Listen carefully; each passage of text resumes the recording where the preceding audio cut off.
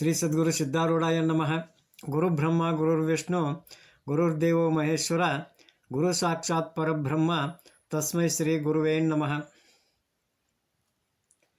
ನಮ್ಮ ಈ ಒಂದು ಚರಿತ್ರೆಯ ನಾಯಕರಾಗಿರ್ತಕ್ಕಂಥ ಬ್ರಹ್ಮರ್ಶ್ರೀ ಸದ್ಗುರು ಪರಮ ಪೂಜ್ಯ ಗರಗದ ಶ್ರೀ ಮಡಿವಾಳ ಅಜ್ಜನವರು ಸುಮಾರು 4-5 ತಿಂಗಳು ಹಿಮಾಲಯದಲ್ಲಿದ್ದು ಅತಿ ಕಷ್ಟಮಯ ಪರಿಸ್ಥಿತಿ ಒಳಗೆ ತಮ್ಮ ತಪೋ ಸಾಧನೆಯನ್ನು ಮುಗಿಸಿ ಮರಳಿ ನೇಪಾಳದ ರಾಜಧಾನಿಗೆ ಬರ್ತಾರೆ. ಆ ಬಂದಂಥ ಮಡಿವಾಳ ಸ್ವಾಮಿಗಳನ್ನು ಆ ಮಹೇಂದ್ರ ರಾಜ ಅವರನ್ನು ಸ್ವಾಗತಿಸಿ ಆ ಮಡಿವಾಳಜ್ಜನವರ 4-5 ತಿಂಗಳ ಕಷ್ಟಮಯ ಜೀವನದೊಳಗೆ ಅವರು ಪಾರಾಗಿ ಬಂದದ್ದನ್ನು ನೋಡಿ ಅತೀವ ಸಂತೋಷವನ್ನು ಹೊಂದಿ ಅವರ ಸೇವೆಗಾಗಿ ನಿಲ್ತಾನೆ. ಅವರ ದೇಹದೊಳಗೆ ಬೆಳೆದು ನಿಂತಂಥ ಕೇಶ ಜಟೆಗಳನ್ನು ಕಂಡ ಮನದಲ್ಲಿ ಮರುಗಿ ಒಬ್ಬ ಕ್ಷೌರಿಕನನ್ನು ಕರೆಸಿ ಕ್ಷೌರ ಮಾಡಿಸಿ ಪರಿಮಳ ತೈಲದಿಂದ ಅವರ ಅಂಗಕ್ಕೆಲ್ಲ ಹಚ್ಚಿ ತಿಕ್ಕಿ ಹೆಸರು ಬರುವಂಗೆ ನೀರು ಕಾಯಿಸಿ ಕೊಪ್ಪರಿಗೆ ನೀರನ್ನು ಕಾಯಿಸಿ ಅಭ್ಯಂಜನ ಸ್ನಾನವನ್ನು ಮಾಡಿಸ್ತಾನೆ. ನಂತರ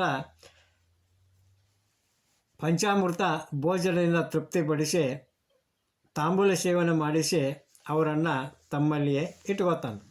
ಹಿಂಗೆ ಆ ಮಹಾರಾಜ ಮಡಿವಾಳ ಸ್ವಾಮಿಗಳು ನೇಪಾಳದಲ್ಲೇ ಇದ್ದಾಗ ಅವರಿಗಾಗಿನ ಸುವರ್ಣ ಮಂಟಪವನ್ನು ಸಿದ್ಧ ಮಾಡಿ ಅವರ ಮೂರ್ತಿಯನ್ನು ಮಾಡಿಸಿ ದಿನಾಲೂ ಅಷ್ಟವಿಧಾರ್ಚನೆಯ ಅವರ ಪಾದ ಪೂಜೆಯನ್ನು ನಡೆಸ್ತಾನೆ. ಅರಮನೆಯೊಳಗೆ ಸಾಕಷ್ಟು ಪಕ್ವಾನ್ನ ಮಾಡಿಸಿ 1 ಮಾಸ ಪರ್ಯಂತ ಅಸಂಖ್ಯ ಜನರಿಗೆ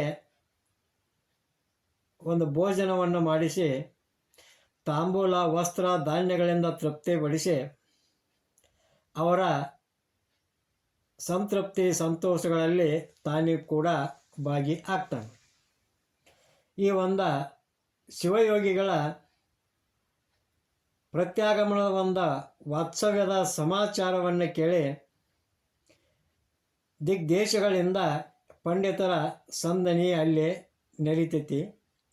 ಸಂಸ್ಕೃತ, ಕಾಶಿಖಂಡ, ಪುರಾಣ, 4 ವೇದ, 6 ಶಾಸ್ತ್ರ, 18 ಪುರಾಣ, 28 ಆಗಮ, ಈಶಕೇನ, ಕಟ, ಮಾಂಡೋಕ್ಯ, ಮುಂಡಕ, ಐತರೇಯ, ತೈತ್ತರೀಯ ಇತ್ಯಾದಿ ಉಪನಿಷತ್ತು ಮೊದಲಾದವುಗಳನ್ನು ಕುರಿತಾದ ವಾದ ವಿವಾದಗಳನ್ನು ಆ ನೆರೆದಂಥ ಪಂಡಿತರು ಮಡಿವಾಳ ಶಿವಯೋಗಿಗಳು ಕೂಡ ನಡೆಸಿದಾಗ ಆ ಮಡಿವಾಳ ಶಿವಯೋಗಿಗಳು ಎಲ್ಲ ಪಂಡಿತರ ಪ್ರಶ್ನೆಗಳಿಗೆ ಯೋಗ್ಯವಾದಂಥ ಉತ್ತರವನ್ನು ಕೊಟ್ಟ ಅವರ ಮನಸ್ಸನ್ನು ಸೂರೆಗೊಳ್ತಾರೆ. ಅಲ್ಲದ ವಾದಕ್ಕೆ ನಿಂತಂಥ ಪಂಡಿತರನ್ನು ವಾದದೊಳಗೆ ಸೋಲಿಸ್ತಾರೆ. ಇದರ ಪರಿಣಾಮವಾಗಿ ಅವರೆಲ್ಲರೂ ಶಿವಯೋಗಿಗಳಿಗೆ ತಮ್ಮ ಮುಖಂಡತ್ವ ನಾಯಕತ್ವವನ್ನು ವಹಿಸಬೇಕು ಅಂತೇಳಿ ತಿಳ್ಕೊಂಡು ನೀವೆಲ್ಲ ನಮ್ಮ ಎಲ್ಲ ಪಂಡಿತ ವರ್ಗಕ್ಕೂ ತಾವೇ ನಾಯಕರಾಗಬೇಕು, ತಾವೇ ಗುರುಗಳಾಗಬೇಕು ಅಂತೇಳಿ ಸ್ವಯಂ ಪ್ರೇರಣೆಯಿಂದ ಆ ಪದವನ್ನು ಪಟ್ಟವನ್ನು ಅವರಿಗೆ ಅರ್ಪಿಸ್ತಾರೆ. ಅದೇ ರೀತಿ ಅರಮನೆಯೊಳಗೆ ದಿನಾಲೂ ವಿಚಾರ ಸಂಕಿರಣ ನಡೆಯೋಕೆ ಪ್ರಾರಂಭ ಆಕೈತಿ. ಹಿಂಗೆ ದಿವಸ ಆ ಮಹಾರಾಜ ಮತ್ತು ಮಹಾಶಿವಯೋಗಿಗಳು ಕುಳಿತುಕೊಂಡ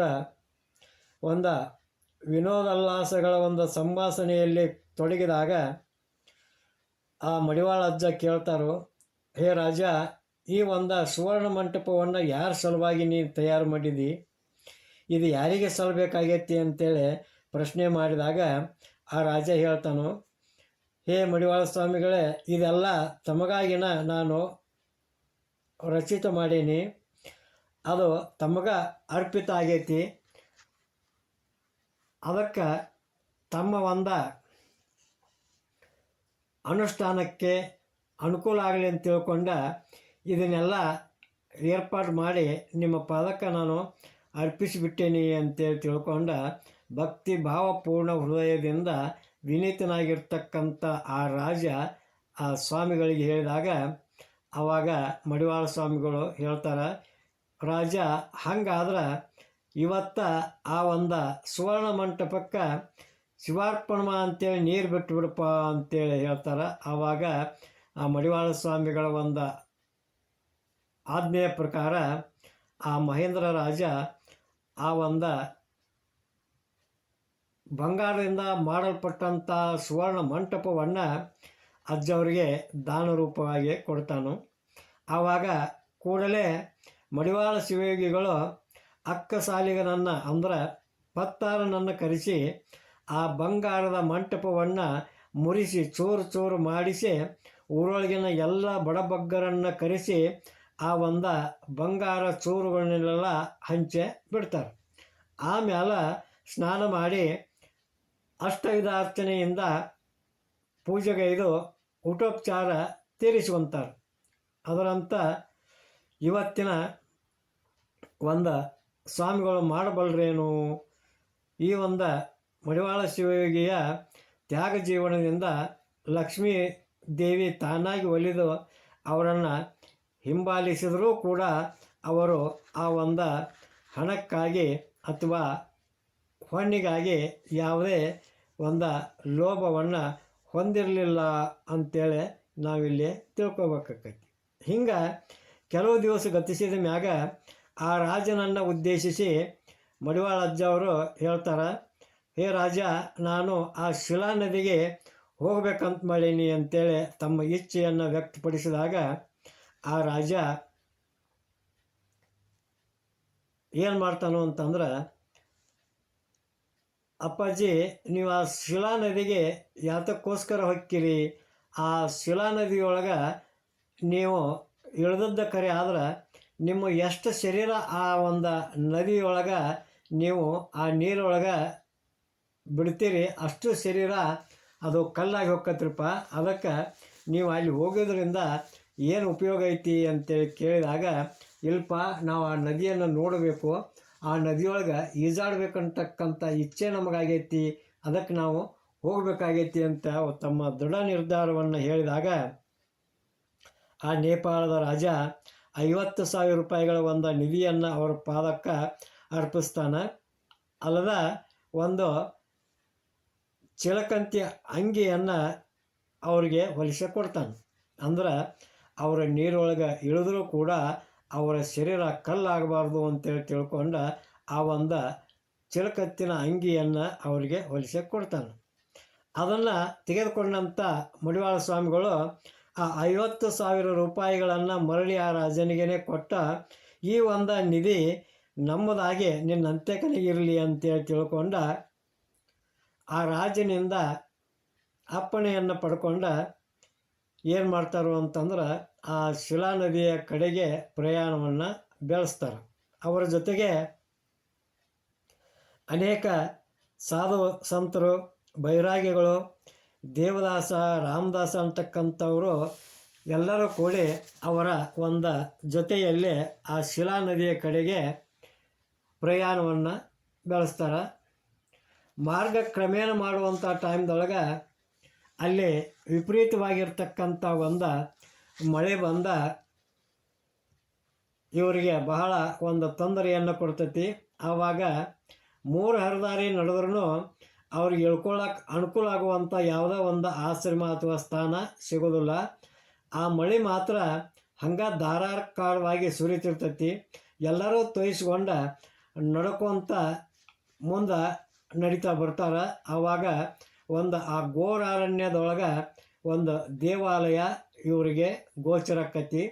ಅದನ್ನು ಕಂಡ ಎಲ್ಲರೂ ಅಲ್ಲಿ ಹೋಗಿ ತಮ್ಮ ತಮ್ಮ ಬಟ್ಟೆಗಳನ್ನು ಆರಿಸ್ಕೊಳ್ಳೋಕೆ ಪ್ರಾರಂಭ ಮಾಡ್ತಾರೆ. ಈ ಮಡಿವಾಳ ಸ್ವಾಮಿಗಳು ಮಾತ್ರ ಆ ಗುಡಿಯನ್ನು ಸೇದಾಕ ಹತ್ತಾರೆ. ಆ ಗುಡಿ ಸೇದಾಕ ಹತ್ತಿದ ತಕ್ಷಣ ಅಲ್ಲಿ ಬೆಂಕಿಯ ಒಂದು ಉತ್ಪತ್ತಿ ಆಕತಿ.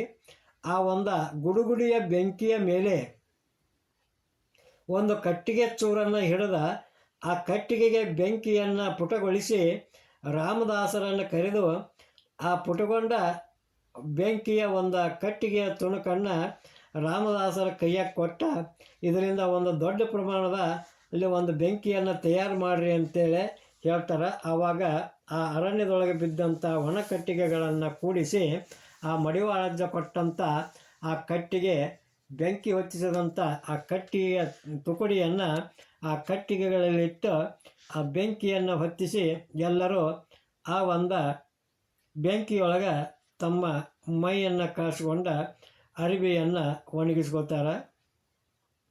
ಆ ಒಂದು ಗುಡುಗುಡಿಯಲ್ಲಿ ಸೇದಿದ ಒಂದು ಬೆಂಕಿ ಏನು ಪುಟ ಮಾಡಿದ್ರಲ್ಲ, ಇಂಥ ಒಂದು ಸ್ವಾಮಿಗಳ ಅಗಾಧ ಶಕ್ತಿಗೆ ಎಲ್ಲರೂ ಬೆರಗಾಗಿ ಆ ಒಂದು ಬೆಂಕಿಯಿಂದ ತಮ್ಮ ಚಳಿಯನ್ನು ಕಳ್ಕೊಳ್ತಾರೆ.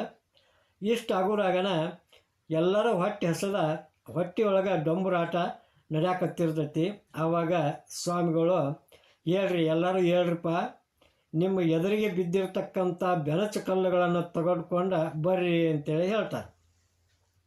ಆವಾಗ ಅಲ್ಲಿದ್ದಂಥ ಸಂತರು ಬೈರಾಗಿಗಳು ಕೂಡಿಕೊಂಡ ಆ ಒಂದು ಅರಣ್ಯದೊಳಗೆ ತಮ್ಮ ಎದುರಿಗೆ ಬಿದ್ದಿರ್ತಕ್ಕಂಥ ಬೆನಚು ಕಲ್ಲುಗಳನ್ನು, ಸಣ್ಣ ಸಣ್ಣ ಬೆನಚು ಗುಂಡುಗಳನ್ನು ತಗೊಂಡು ಬರ್ತಾರೆ. ತಗೊಂಡು ಬಂದ ಆ ಸ್ವಾಮಿಗಳ ಮುಂದೆ ಸುರಿವಿದಾಗ ಅಲ್ಲೇ ಸ್ವಾಮಿಗಳು ಒಂದು ತಗ್ಗು ತೋಡಿಸ್ತಾರೆ. ತೋಡಿಸಿ ಆ ತಗ್ಗಿನೊಳಗೆ ಆ ಬೆನಚು ಕಲ್ಲುಗಳನ್ನು ಹಾಕಿ ಮುಚ್ಚಿ ಅದರ ಮ್ಯಾಲ ಬೆಂಕಿಯನ್ನು ಹೊತ್ತಿಸ್ಲಿಕ್ಕೆ ಹೇಳ್ತಾರೆ. ಅವರ ಒಂದು ಆಜ್ಞೆಯ ಪ್ರಕಾರ ಆ ಒಂದು ಶಿಷ್ಯರೆಲ್ಲರೂ ಆ ಒಂದು ತೆಗ್ಗಿನ ಮೇಲೆ ಏನು ಮುಚ್ಚಿರ್ತಾರಲ್ಲ, ಆ ಮುಚ್ಚಿದ ಮಣ್ಣಿನ ಮ್ಯಾಗ ಬೆಂಕಿಯನ್ನು ಹೊತ್ತಿಸ್ತಾರೆ. ಅದರಂತ ಅಲ್ಲಿ ಬೆಂಕಿ ಪುಟಿಯಾದ ನಂತರ ಮಡಿವಾಳಜ್ಜನವರು ಆ ಒಂದು ಸ್ಥಳವನ್ನು ಸುತ್ತಾಕ್ತಾ ತಮ್ಮ ಗುರುಗಳ ನಾಮಸ್ಮರಣೆಯನ್ನು ಮಾಡೋಕ್ಕೆ ಚಲೋ ಆಕ್ಕಾರ. ಆವಾಗ ಆ ಒಂದು ತಗ್ಗಿನಲ್ಲಿ ಮುಚ್ಚಿರ್ತಕ್ಕಂಥ ಎಲ್ಲ ಬೆನಚಿ ಕಲ್ಲುಗಳು ಥರಥರವಾದ ಪಕ್ವಾನ್ನವಾಗಿ ಮಾರ್ಪಾಡಾಗಿ ಅಲ್ಲಿ ಅಡಿಗೆ ಸಿದ್ಧಕ್ಕೈತಿ.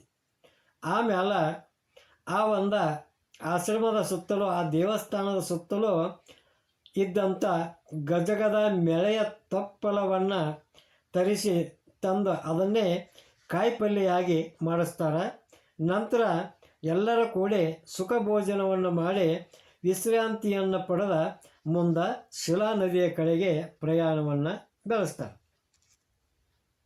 ಮುಂದೆ ಹೋದಂಗ ಅವರಿಗೆ ಅನ್ನದ ಕೊರತೆ ಉಂಟಾಗಕತ್ತಿ, ತುಟ್ಟಾಗ್ರತೆಯೂ ಭಾಳ ಆಗಾಕತ್ತೈತಿ. ಅದಕ್ಕೆ ತಮಗೆ ಅಗತ್ಯವಿದ್ದಷ್ಟನ್ನು ಮಾತ್ರ ಕೊಂಡ ಮುಂದೆ ಶಿಲಾ ನದಿಗೆ ಬರ್ತಾರೆ. ಆ ಶಿಲಾ ನದಿಯ ದಂಡೆಯ ಮೇಲೆ ಆ ಸ್ವಾಮಿಗಳು ರಾಜನಿಂದ ಪಡೆದಂಥ ಚಿಲಕತ್ತಿನ ಅಂಗಿಯನ್ನು ತೊಟ್ಟುಕೊಂಡ ಆ ಶಿಲಾ ನದಿಯೊಳಗೆ ಈಜಬೇಕು ಅಂತಕ್ಕಂಥ ಒಂದು ಹಂಬಲದಿಂದ ಆ ನದಿಯ ಕಡೆಗೆ ಧಾವಿಸ್ತಾರೆ. ಆವಾಗ ಆ ರಾಮದಾಸ ಮತ್ತು ದೇವದಾಸರನ್ನು ಉದ್ದೇಶಿಸಿ ಮಡಿವಾಳಜ್ಜ ಕೇಳ್ತಾರೆ, ಈ ಒಂದು ಚಿಲಕತ್ತಿನ ಅಂಗಿಯೊಡನೆ ಈ ಶಿಲಾ ನದಿಯಲ್ಲಿ ನಾನು ಮುಳುಗಿ ಬರ್ತೀನಿ ಅಂತೇಳಿ ಕೇಳ್ತಾರೆ. ಆವಾಗ ಆ ಎಲ್ಲ ಶಿಷ್ಯರು, ಅಪ್ಪ ಹಂಗೆ ಮಾತ್ರ ಮಾಡೋಕೆ ಹೋಗ್ಬೇಡ್ರಿ, ನೀವು ಅಕಸ್ಮಾತ್ ಈ ನೀರೊಳಗೆ ಮುಳುಗಿದ್ರಿ ಅಂತಂದ್ರೆ, ಕಲ್ಲಾಗಿ ಹೋದ್ರಿ ಅಂತಂದ್ರೆ ನಾವೇನು ಮಾಡೋಕ್ಕೆ ಸಾಧ್ಯ ಇಲ್ಲ. ಅದಕ್ಕೆ ದಯವಿಟ್ಟು ಆ ನದಿಯೊಳಗೆ ಇಳಿಬೇಡ್ರಿ ಅಂತೇಳಿ ಅವರು ಪ್ರಾರ್ಥನೆ ಮಾಡಿಕೊಂಡಾಗ ಮಡಿವಾಳಜ್ಜನವರು ಅವರ ಒಂದು ಪ್ರಾರ್ಥನೆಗೆ ಒಪ್ಪಿ ಮೈ ಮೇಲಿನ ಚಿಲಕತ್ತಿನ ಅಂಗಿಯನ್ನು ಕಳಚಿಡ್ತಾರೆ. ಇಟ್ಟ ಆ ಶಿಲಾ ನದಿಯಲ್ಲಿ ಎಲ್ಲರ ಸಮಕ್ಷಮ ತಮ್ಮ ಒಂದು ಕಾಲಿನ ಹೆಬ್ಬೆರಳನ್ನು ಆ ನೀರೊಳಗೆ ಅದ್ದಿ ನೋಡ್ತಾರೋ. ಅದು ತತ್ಕ್ಷಣವೇ ಆ ಒಂದು ಹೆಬ್ಬೆರಳು ಕಲ್ಲಿನಂತೆ ಗಟ್ಟಿಯಾಗಿ ಹೋತು.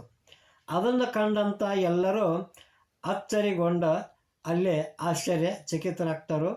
ಆ ಒಂದು ಮಡಿವಾಳಜ್ಜನ ಕಾಲಿನ ಹೆಬ್ಬೆರಳು ಕಲ್ಲಾಗಿರುವಂಥ ಆ ಹೆಬ್ಬೆರಳು ಶಿಲಾ ನದಿಯ ಒಂದು ಸಂದರ್ಶನದ ಕುರು ಹಾಗೆ ಆ ಮಡಿವಾಳಜ್ಜನವರು ಇರುವವರೆಗೂ, ಅವರು ಸಮಾಧಿಸ್ಥರಾಗುವವರೆಗೂ ಆ ಒಂದು ಹೆಬ್ಬೆರಳು ಕಲ್ಲಾಗಿಯೇ ಉಳಿತು ಅಂತೇಳಿ ಇಲ್ಲೇ ನಾವು ಅದನ್ನು ಸ್ಮರಿಸ್ಕೋಬೋದು. ಹಂಗೆ ಆ ಒಂದು ಶಿಲಾನದಿ ದಂಡಿ ಮೇಲನ ತಮ್ಮ ಜಪ ತಪ ಅನುಷ್ಠಾನಗಳನ್ನು ತೀರಿಸಿಕೊಂಡ ಮುಂದೆ ಜೊತೆಯಾಗಿ ಬಂದಂಥ ಸಕಲ ಪರಿವಾರದೊಂದಿಗೆ ಅವರು ಮುಂದೆ ಪ್ರಯಾಣ ಬೆಳೆಸಿದರು ಅಂತ ಹೇಳುವಲ್ಲಿಗೆ ಇವತ್ತಿನ ಚರಿತ್ರೆಯನ್ನು ಮುಕ್ತಾಯಗೊಳಿಸೋಣಂತ. ಜೈ ಮಂಗಲಂ, ಜೈ ನಮಃ ಪಾರ್ವತೀಪತಿ ಶಿವ ಹರ ಹರ ಮಹಾದೇವ. ಶ್ರೀ ಸದ್ಗುರು ಸಿದ್ಧಾರೂಢಾಯ ನಮಃ. ಶ್ರೀಮನ್ಯ ಶಿವಯೋಗಿ ಮಹಾರಾಜ್ ಕಿ ಜೈ.